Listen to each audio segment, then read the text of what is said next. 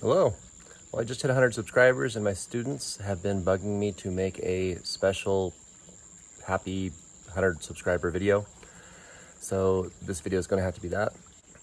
So in this video, I'm going to explain how to harvest your own lettuce seeds after you've grown lettuce. And so usually what you'll want to do first is you'll want to let some lettuce bolt.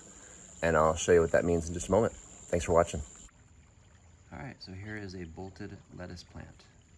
You can see the flower stalks with the flowers on them. I'll get closer here.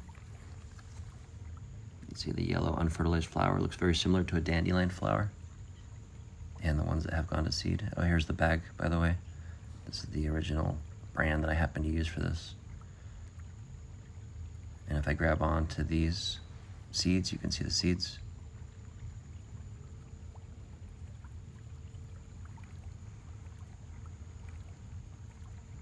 You can see that they all have the little parachutes, very similar to a dandelion.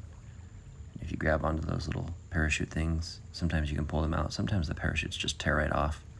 And that might be what you want. You remove that fluff, and then you can just grab the flower, rotate it between your fingers, pinch a little bit, and then the seeds come loose, and then you can just put them into your collection bag. I like these little paper pouches because they allow moisture to escape.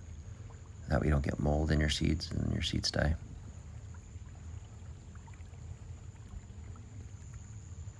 Here's another one that bolted. And sometimes you'll see that. Sometimes you'll see like these weird stalks coming out of your plants, and that's usually when they're trying to make flowers. Just collect them and put them in there.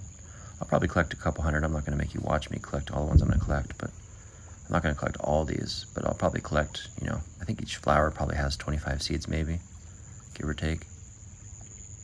So I'll probably just, collect 8 or 10 flowers and call it good. The rest I'll just let blow around my yard and pop up if they like. This is a bit of a chaos garden / permaculture garden strategy. So I like to cover all the ground, make sure all the ground's covered with something. And pretty much everything in my garden's edible. As you can see behind the lettuce, I have lots of purslane. Purslane's edible. I really like it. And this is what it looks like when you collect the seeds. And I'll probably just leave this like this in the shade somewhere so it dries out. Thanks for watching. Subscribe.